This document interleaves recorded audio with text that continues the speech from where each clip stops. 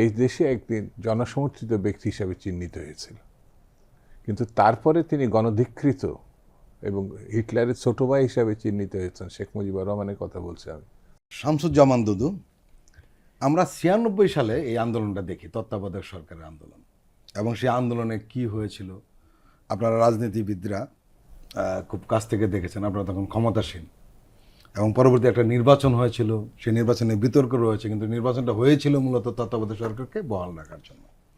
এবং এই তত্ত্বাবধায়ক সরকার বহাল রাখতে গিয়ে বা এটাকে বাস্তবায়ন করতে গিয়ে আওয়ামী লীগ সেটা কী করেছে আমরা সেটা জানি। হরতাল, খুন, হেন কোনো অপকর্ম যেটা করেনি। কিন্তু এই আওয়ামী লীগে আবার তত্ত্বাবধায়ক সরকার বাতিল করে দিল, এবং শেষ পর্যন্ত আবার সেই তত্ত্বাবধায়ক সরকার বহাল হলো। এই গোটা বিষয়টাকে আপনি কিভাবে দেখবেন? হাইকোর্টের রায় অত্যন্ত গুরুত্বপূর্ণ। এই বিবেচনায় যেটি মানুষ গ্রহণ করেছিল কেয়ারটেকার সরকার, সেটিকে খুব নির্দয় নির্মমভাবে প্রতারণামূলক বাতিল করা হয়েছিল।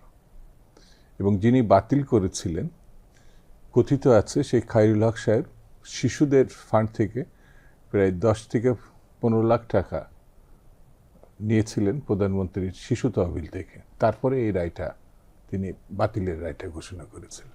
প্রথম কথা হচ্ছে, আমি একেবারে স্পষ্ট করে বলি, সংবিধান, গণতন্ত্র যেভাবে বলেন না কেন, ওই যে 15 সংশোধনের ভিতরে ঢুকাই দিছিল না যে জাতির পিতা বা সামরিক সরকার, আসলে যদি বিচার করতে হয় সংবিধানকে তছনছ করে ফেলেছে যে 4র্থ সংশোধনী, মানে আমূল পরিবর্তন, এক দল সৃষ্টি করা, গণতন্ত্র ধ্বংস করা, ফ্যাসিবাদ প্রতিষ্ঠা করা, মুক্তিযুদ্ধের ভাবনাতে ফিরে আসতে হয়, মুক্তিযুদ্ধের স্পিরিটে ফিরে আসতে হয়। তাহলে পরে 4র্থ সংশোধনী যে পার্লামেন্ট করেছে, যে সংসদের ব্যবস্থা থেকে রাষ্ট্রপতি শাসিত ব্যবস্থা করেছে, একদল করেছে, ওই লোকটির বিচার হওয়া উচিত।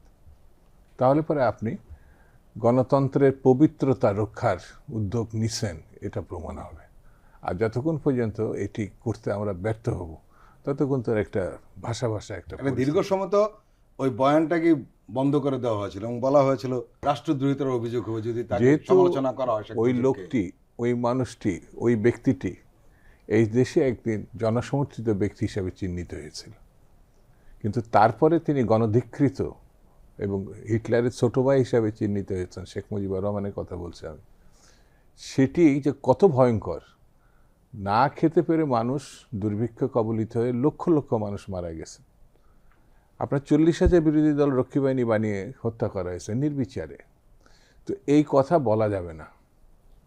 আপনি রাজনীতি করেন, কিন্তু রাজনীতির বাইরে চলে যেতে হবে, তাকে প্রশংসা করতে হবে, তাকে আপনার শুভেচ্ছা দিতে হবে, আর না হলে পরে আপনি রাষ্ট্রদ্রোহী মামলা, আপনার ফাঁসিও হতে পারে। সাংবিধানিক যে পরিবর্তন যে কোনো সময় পার্লামেন্ট করতে পারে, তার নির্ধারিত মানে নিয়ম মেনে। তো কেয়ারটেকারটা ব্যবস্থা এসেছিল 90 গণঅভ্যুত্থানের পরে, জাস্টিস শাহাবুদ্দিন সাহেবের নেতৃত্বাধীন যে অন্তর্বর্তীকালীন সরকার দায়িত্ব ছিল, সেই স্পিরিট থেকে। সেই নির্বাচন হয়ে যাওয়ার পরে সবাই ধারণা করছিল যে নির্বাচনকালীন সময় যদি রাজনৈতিক ব্যক্তিদের বাইরে একটা সরকার করা যায় তাহলে হয়তো ভালো হবে। সেই প্রেক্ষিতে আওয়ামী লীগ, জামাত ইসলাম, বাম সংগঠন সবাই মিলে, উনি যেটা বললেন, নাম বলেননি, যে শেখ হাসিনা দাবি করেছিল তার ব্রেন চাইল্ড হচ্ছে তত্ত্বাবধায়ক সরকার। এটা আসলে ওই সময় কথিত ছিল। গোলাম আজম সাহেব প্রথমে এই কথাটা বলেছিল। অধ্যাপক গোলাম আজম সাহেব আজকে নাই পৃথিবী ধারণা। তো এটি আবার আত্মসাৎ করেছিলেন শেখ হাসিনা। আমার ভিন্নতা রাজনীতি থাকতে পারে, কিন্তু যাকে ভিন্নতা তাকে ফাঁসিতে ঝোলাই দিব, জেলখানায় নিয়ে ঢুকিয়ে আপনার তিলে তিলে হত্যা করব, এটা তো গণতান্ত্রিক কনসেপ্ট না। আবার আপনি গোলাম আজম সাহেবের দল, জামাত ইসলামের আমির, তারপরে মহাসচিব, সেক্রেটারি জেনারেল, তার পাশে বসে এই কেয়ারটেকার সরকার আন্দোলন করেছে। ছবি আছে, রাশেদ খান মেনন আছে, আসানুল ইনু আছে। বিএনপি তখন ক্ষমতায়। তো সে ক্ষমতায় থাকা অবস্থায় তারা এই যে তুমুল আন্দোলন, সে আন্দোলনে যে কত লোক মারা গেছে এটা ধারণা করা কঠিন। কত আগুন এবং কত জ্বালাপোড়া, এটা ধারণা করা কঠিন, কিন্তু হয়েছে এই দেশে। হওয়ার পর বিএনপি উদ্যোগী হয় একটি, কারণ ওই সময় আর সময় ছিল না, যেটা 15ই ফেব্রুয়ারি 96-এর যে নির্বাচনটা আওয়ামী লীগ জয়েন করে নাই বা জামাত জয়েন করে নাই বা ওই সময় বামপন্থীরা জয়েন করে নাই, কিন্তু বেগম জিয়া বলেই ইলেকশন করেছিলেন যে এরপরে তিনি তত্ত্বাবধায়ক প্রতিষ্ঠা করবেন। কারণ তিনি সব দলকে পার্লামেন্টে ডেকেছিলেন, জামাত, আওয়ামী লীগ বা অন্যরা যারা ছিল, কেউ পার্লামেন্টে অংশগ্রহণ করে নাই। আর অংশগ্রহণ না করলে ওই পরিবর্তন করার কোনো সুযোগ ছিল না।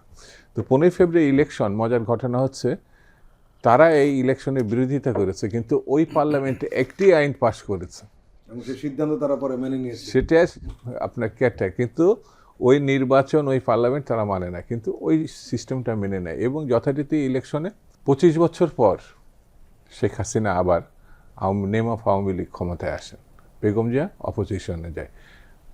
ওই যে একটা ধারাবাহিকতা বা একটা স্থিতিশীলতা, যে মানে বাংলাদেশে মানন না, উন্নয়নের জন্য খুব পূর্ব শর্ত, সেটি কিন্তু ওই নির্বাচনের মধ্যে যে স্বাভাবিক পরিবর্তন, এটা কিন্তু হয়েছিল। তারপরেও 2001-এ যখন বেগম জিয়া পুনর্বার আবার ফিরে আসলেন, এই পুনর্বার ফিরে আসাটা আওয়ামী লীগ সহজে অ্যাকসেপ্ট করতে পারেনি আমার বিবেচনায়। এই কারণে তিনি আরেকটি আন্দোলন করেন, এবং সেই আন্দোলন আরও ভয়াবহ, আরও ভয়ঙ্কর।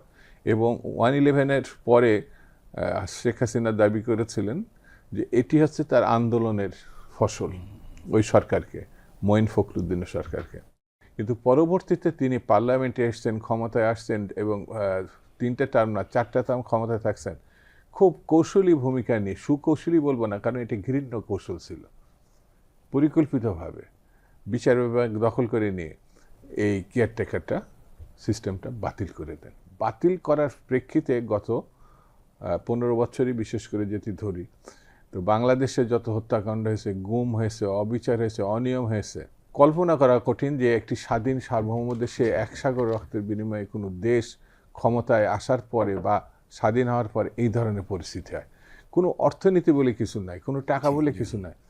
সেই জন্য আমি মনে করি যে এই পঞ্চদশ সংশোধনী যেটা বাতিল হয়েছে, যে রায়টা যারা দিয়েছে, এটা ইতিহাসে গণতান্ত্রিক রাজনীতিতে একটি অনন্য ঘটনা, মাইল ফলক।